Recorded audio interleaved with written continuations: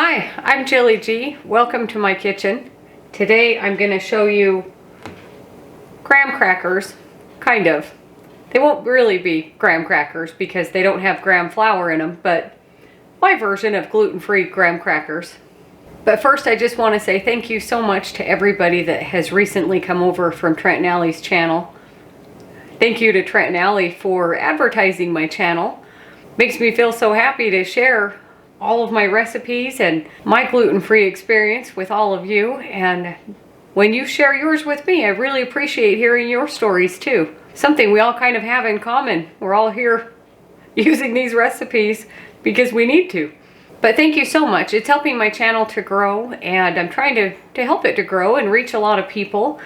And please share with your friends and family that you think might benefit from this kind of cooking and eating. And even if they don't have to eat this way, you can still make these recipes. And now we'll get to these cookies. So not very many ingredients go into these cookies. I've had my bowl sitting on top of my stove to help soften up my butter. You want to preheat your oven to 350, and then I've got a couple of cookie sheets here lined with parchment paper. And then this is 6 tablespoons of butter, and then just really minimal other ingredients. Before we get to the butter though, we'll mix the dry ingredients. And you want everything at room temperature. I have 2.5 cups of my gluten-free flour, and then I have a half a teaspoon of baking soda, a half a teaspoon of baking powder, and 1/4 teaspoon of salt. And that's it for the dry ingredients. Really not very much at all. And just lightly mix this together. I'm going to show you the butter version today, but you can make these with coconut oil. And there's a few differences with coconut oil with these cookies. Or crackers, I should call them. Graham crackers. Are not graham cookies. But they're a cookie. So dry ingredients are ready. And then I've got, about 3/4 cup of extra flour just for rolling, and some parchment for rolling, and my rolling pin. If you're going to make this recipe with coconut oil, there's a couple of differences that I've noticed when I've made this recipe. And what I do with my coconut oil is I usually melt it first and then cool it off, and then I mix in my other ingredients. With coconut oil, you only need 2 cups of flour instead of 2.5 cups. For some reason, with coconut oil, it's a stiffer dough. But with either version of this recipe, if you notice your dough is too soft, you can always add a little bit more extra flour. Or if you notice that it's too stiff and you're having trouble rolling it out and things like that, you can add a little bit of milk or something like that to help thin out your batter a little bit. Or dough. This will be a dough, not a batter. And I'm using honey today and molasses. If you wanted to make this with regular sugar, you could do white sugar or brown sugar or a combination of both. And I'll give you the equivalents for regular sugar in the description box. And depending on if you use brown sugar or not, you can add in the molasses or you don't have to. That's kind of an optional ingredient, but it may change the texture of your dough if you're not using the molasses. So in here I have just shy of a 1/3 cup of honey. And then I also have a tablespoon of molasses in here as well. So it's probably about 1/4 cup of honey and then the tablespoon of molasses. So we just want to mix together our honey, our butter, and our molasses until it's really smooth. It's a really big bowl for such a small amount, but it's fine. This recipe is easily doubled if you wanted to make more. So I've got 1 egg, room temperature, and a half a teaspoon of vanilla. And just mix this all together too.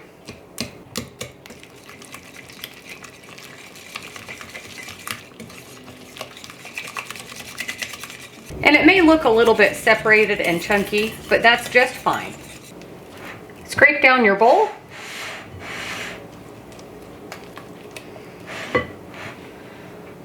And for the dry ingredients, I'm just going to go all in one. If you wanted to, you could add a little bit of cinnamon to this, give it a little bit of a cinnamon flavor, but I like it just like this. So all in one. And just mix this until it's really combined.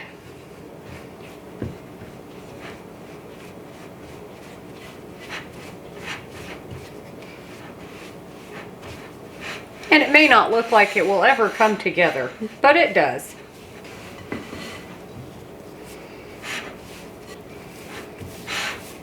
And just make sure there's no dry pockets of flour. Once you've got that all mixed together, you want to get all of that flour really mixed in. And then I just have a little offset spatula here that will be helpful. I'm scraping off my other spatula, but it will be helpful when we want to transfer our cookies from here onto our cookie sheet. And this dough doesn't require any chill time, but if for some reason you notice that your dough is really soft, you can stick it in the fridge. So on my parchment paper, I'm just going to sprinkle a little bit of flour. We don't need a whole lot, but you don't want it to stick.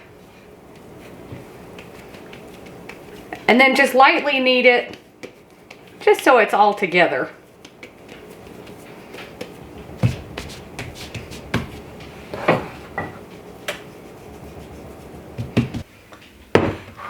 Give myself some room.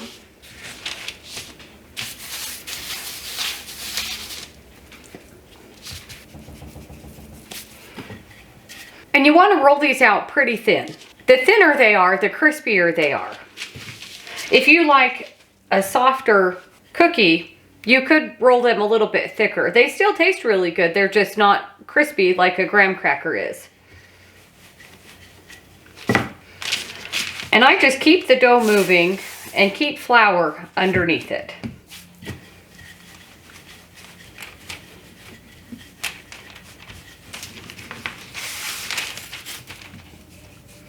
And just a little bit of flour is really all that's needed. And you can even flip it over if you want to.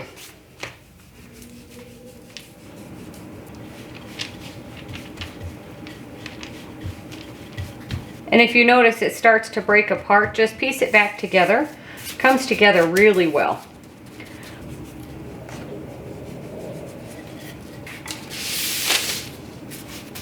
I want to keep it in a rectangle, so I'm not re-rolling a lot of extra dough when I cut it into squares.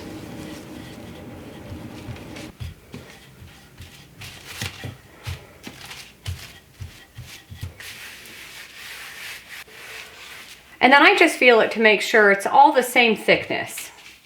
Sometimes the edges are a little thicker or thinner, but that's fine. They might just cook a little bit faster. But it feels all the same. And I just have a knife.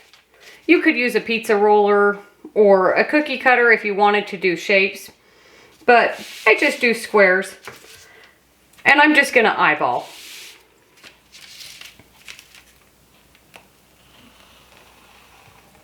And if you need to dip your knife in flour, just so it doesn't stick, you can. Try to make them all the same size so they cook at the same rate.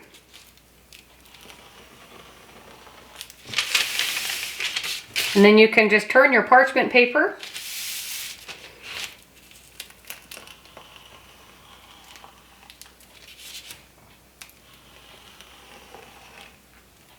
You could use a ruler and get really even squares, but this is fine.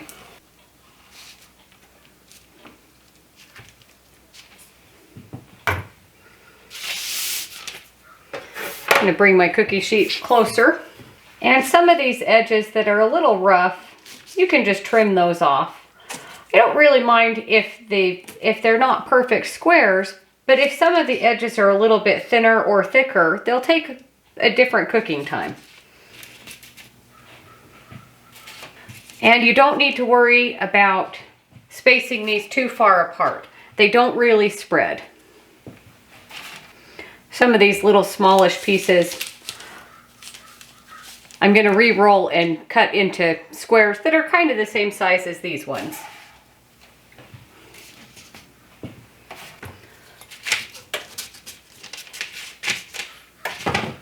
And mine aren't really sticking to the parchment, but if you notice that they are, you can just use your little spatula to help get them off of the parchment.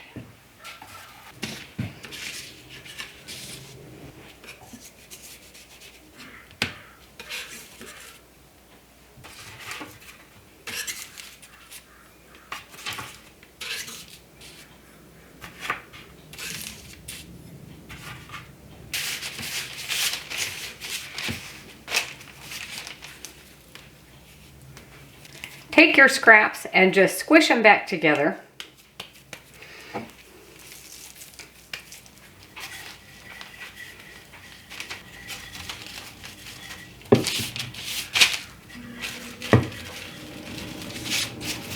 And this last little bit, just cleaning up my edges.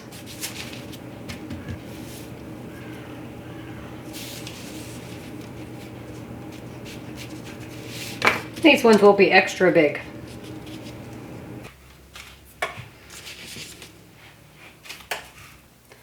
Once you get all of your graham crackers on your cookie sheets, you're going to move everything out of the way. I had my bowl scraper that I didn't use, and my bench scraper. It's nice to clean up flour.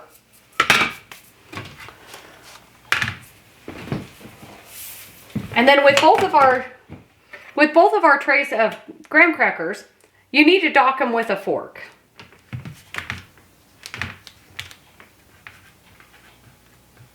And I told you to make them all the same size, and mine are all different sizes. But that just means that some will be crispier than others.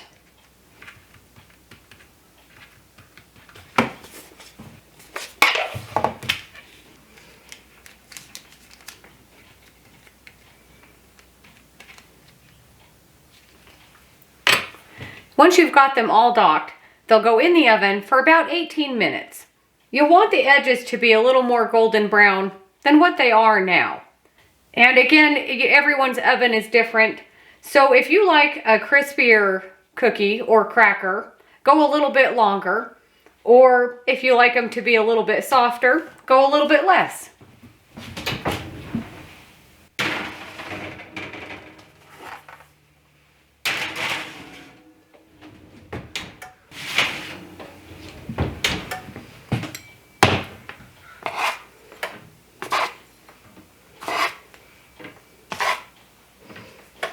Don't really even need a spatula.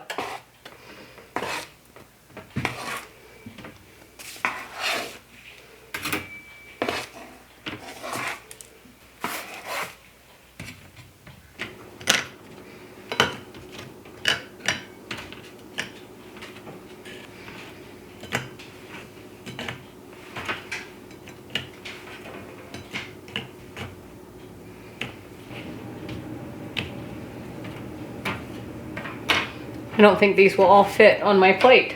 But you'll notice some are a little darker than others, especially the really thin ones.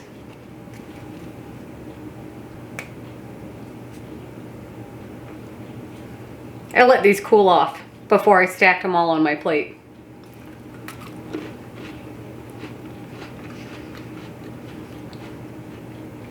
They're really good. They have just a little hint of that molasses, but really not very much at all. Not exactly like a regular graham cracker, but a really good gluten-free graham cracker. And you can just eat these or whatever you like to do. When we were kids, we used to make little sandwiches out of frosting and graham crackers. That was always a fun little treat. But what I usually do with them is I'll freeze them just like this, or I'll put them in my food processor and chop them up into crumbs and then put them in the freezer, and then I can use them for pie crust or some kind of dessert crust that you would want a graham cracker crust for. Thanks for watching. Don't forget to like and subscribe if you haven't already. If you have any questions or comments, let me know, and we'll see you on the next one.